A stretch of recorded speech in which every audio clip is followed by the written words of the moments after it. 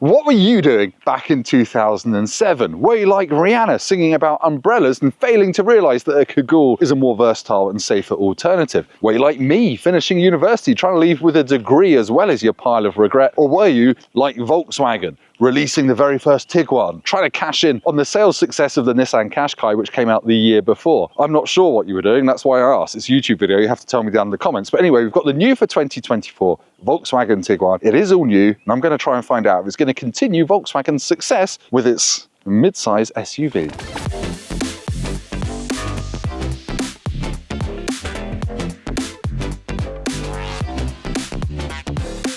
This new Tiguan will set you back £34,000 for an entry-level version. That's just called the Tiguan. Then you've got mid-spec life and match models, which are a bit more money, and you get quite a bit more kit, which we'll go into in a minute. You've got two top spec models. They're called Elegance and R-Line. They're closer to 40 grand. This one's an Elegance with the 1.5 litre petrol engine with 150 horsepower. With options, this one is £41,700. This Tiguan gets Volkswagen's new design language shared with the new Passat, and saying something looks a bit like a Passat is normally like saying it's got the curb appeal of a soggy KFC bag in a puddle beside the road. But I quite like it. It looks modern, it looks clean, it looks fresh, and it certainly makes the old Tiguan look old, in my opinion. Anyway, mid-spec match models and above get this rather trendy new light bar across the middle, though I have to say in the rain this one has fogged up in there. You get LED headlights on most models as well with dynamic cornering lights. This being a press car has got £580 of optional LED matrix headlights that can block out oncoming traffic and do all that clever funky stuff.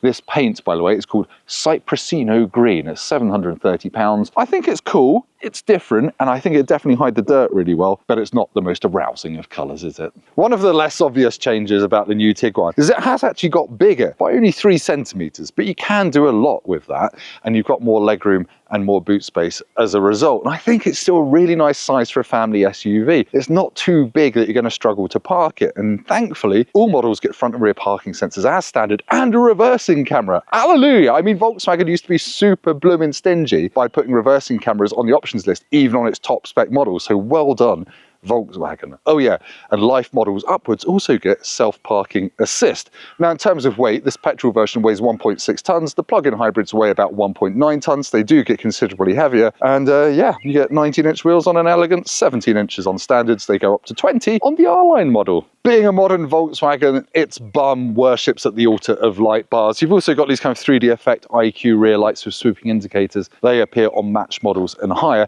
as does the electric opening boot. Now, it can tow up to 1.8 tonnes on a brake trailer if you get the plug-in hybrid, 1.6 tonnes if you just get the normal 1.5 litre petrol. This one, being the 1.5 petrol, says Etsy on the back because I presume it sells watercolour paintings of dogs on the internet. But anyway, we'll look at the boot.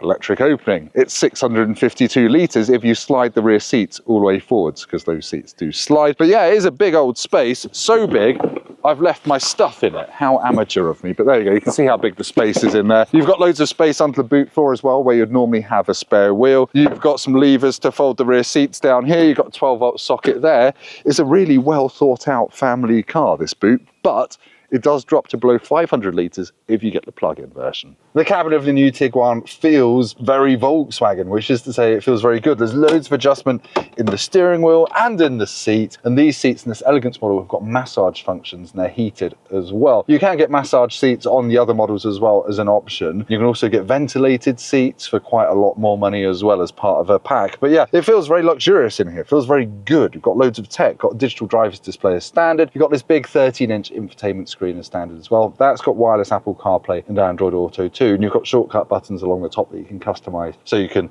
say, set your driving assists up here so you can turn the speed warning off straight away, things like that. One niggle though is you do have to use these sliders to adjust the temperature. I'm not the biggest fan of Volkswagen sliders, but whatever. You've got 2 wireless chargers down there. You get them on all models except the very entry-level one, but hey, 2 wireless chargers is pretty good. Got loads of storage down here. You've got cup holders down there and a 12-volt. You've got a full-size glove box. You've got felt-lined door bins. You've got a sunglasses holder. What more do you really want in your family car? Oh yeah, one thing you probably don't want is the white interior fabric option. That will stain faster than a very stainy thing. But yeah, I like it in here. The sound system is okay. It's 8 speakers as standard. You can spend about £1,400 more to get the optional Harman Kardon. Sorry, I always say that the wrong way around. Harman Kardon sound system, which is apparently very good with 14 speakers. Does Tim already know how to put the sunglass holder back in place? No. If you're the sort of person that gets excited about the back seats of cars, you're going to love the Tiguan because there's loads of space back here. Look, loads of knee room, headroom and footroom, and the seats actually do slide forwards and backwards. And unlike the last Tiguan, I can actually slide them forwards and still be comfortable. And that gives you more boot space, obviously. Got two USB-Cs down here. I've got a third zone of aircon back here. The ISOFIX points haven't got flappy covers on, so you're not going to lose them. And you've got felt-lined door bins. It's just really reasonably thought out. Now, you can get heated back seats. Don't recline them like that. You look stupid on camera. You can get heated back seats for £450, and you can get a panoramic sunroof for £1,350. It is a little bit gloomy back here. Might be worth splurging on. You can flip the centre armrest down as well. You pull on this, and you've got two pop-out cup holders, and they don't take up space on the armrest, so you can sit here comfortably and have a beverage rather than having your elbow on some plastic cup holders. That's very clever. Right, let's go for a drive then in the new Volkswagen Tiguan. You might notice the gear knob is now up here, like in the new Passat and the new Skoda Superb. So you twist this like in an ID3 as well, and then off you go. And the first thing you notice, it's a very easy SUV to drive. The steering is really light. The visibility is pretty good with the exception of out the back corners. The mirrors are a decent size. And as I said earlier, there's so much adjustment in the steering wheel and seat that basically anyone can drive this and feel comfortable. Right, I am going to prattle about the engine choices very briefly. This is the 1.5 litre petrol. It's got 150 horsepower. It's good for about 43 miles per gallon. I've been getting 41 in some mixed driving. Then there's a 2 litre diesel with the same 150 horsepower. You're going to get 50 mpg out of that. That's the better choice if you're carrying lots of stuff. Then there's one more choice. I'm nearly done. Stay there, don't click away. It's the plug-in hybrid. It's got 204 horsepower, but it's quite impressive because it can do about 50 to 60 miles of real-world electric driving, and you can fast charge it at 40 kilowatts, which is quite unusual for a plug-in hybrid. It's expensive and it's heavy, but if you want a plug-in hybrid for benefit-in-kind tax reasons, it's a pretty good shout. But anyway, let's talk about how this drives. We're on a country road at the moment, and it is ironing out the bumps pretty well, though there is a bit of a sharp edge over some jolts in this version with 19-inch wheels. I'd bet you anything you like, if you got this with 17s, it would ride even better, and you can option it with dynamic chassis controls, so you can say, I want it to be soft, I want it to be hard on the touchscreen, and it will firm up as you wish. But otherwise, it's not an exciting car to drive. A BMW X1 feels sportier down a country road. The steering in this is just a bit too light, but you don't buy a car like this for driving down country roads quickly. It can do 60 miles an hour down a B road. It's fine. What you buy this for, taking the family on holiday or to the mother-in-laws and things like that. So we're going to head some dual carriageway to 70 miles an hour and talk about its refinement. Should point out as well, this one's got a head-up display, which is really good. I think it's about 700 quid as an option, but it's well worth it. It tells you the speed limit and the speed you're doing. I like it. As you can probably hear, this 1.5 petrol is a bit gruff when you absolutely floor it to go up to motorway speed. But once you're doing 70, it does settle down. You can't really hear it anymore. Also, what you can't hear at 70 miles an hour is much wind noise. There's a little bit of tyre noise, and the ride over this kind of slightly bumpy, broken bit of dual carriageway is not bad, but it's also not the best. It's not super pillowy, but it's perfectly acceptable. And then you can just sit back, relax, adjust the armrest, which you can't do in the Passat, and cruise along in complete comfort. Now, there is one thing in this car that's quite high-tech, quite cool, I've not spoken about so far. I'm not sure what it's actually called. I'm going to call it the magic knob because I'm a child. So down here I've got a central large knob which has a screen in the middle of it, and you can use it to adjust the volume, or you can press it and then it changes your driving mode. So you've got your eco, your comfort, your sport and your individual.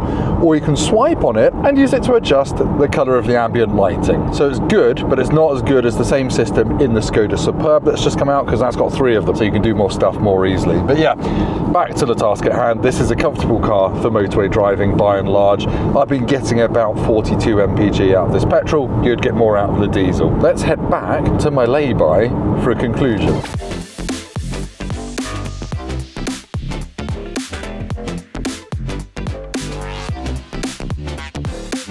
To sum up my thoughts on the new Volkswagen Tiguan, I think it is fair to say Volkswagen has smashed it out of the park yet again. Sure, it's not particularly exciting, it's not outrageous, but it never was. But it is still practical. It's roomier than ever, it's more high-tech than ever. And all the tech actually works and comes together and does a really good job of making you feel special inside the cabin as well. It feels premium, it's efficient. The only real niggles are that perhaps it's a little bit drab looking, and the ride on this version with 19-inch wheels can be a tiny bit firm, but I'm really nitpicking here. It's a blooming good family SUV.